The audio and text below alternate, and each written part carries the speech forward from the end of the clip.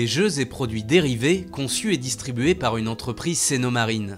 À Grand Couronne, la société Abysscorp exploite depuis 10 ans des licences prestigieuses comme Star Wars, Marvel ou encore Le Seigneur des Anneaux.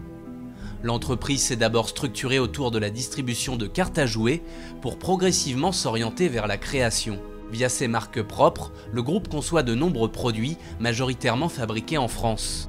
Nous, ce qu'on cherche désormais, effectivement, c'est d'augmenter la part de marques propres dans notre chiffre d'affaires. De réduire la part de distribution pure, qui n'est pas forcément la distribution intelligente avec une forte valeur ajoutée, pour partir vers le développement et la fabrication des produits, pour gagner en valeur ajoutée et une activité intelligente, je dirais. Au cœur de cette activité intelligente, les designers.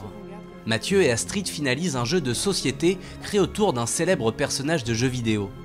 Créer son propre produit pour le vendre et essayer de le vendre aux autres, c'est tout à fait plus profitable à une entreprise que de prendre le produit déjà fait, qui n'est pas forcément adapté à son marché ou qui ne sera pas forcément...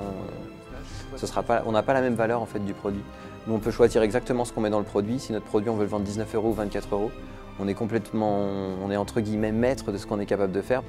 Antoine est graphiste. Il travaille actuellement sur la conception d'un t-shirt à l'effigie de Gandalf, le magicien de The Hobbit. Passionné par cet univers, il a pour mission d'être créatif tout en respectant les exigences de l'ayant droit.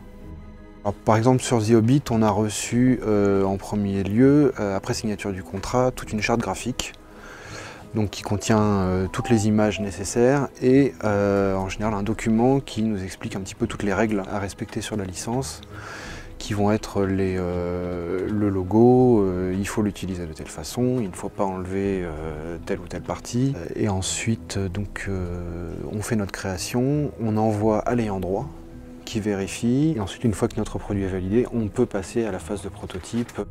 Abysscorp a vendu 5 millions d'articles en 2011 pour un chiffre d'affaires de 21 millions d'euros. La société Grand Couronnaise compte désormais 2160 clients en Europe et peut s'appuyer sur plus de 6000 points de vente.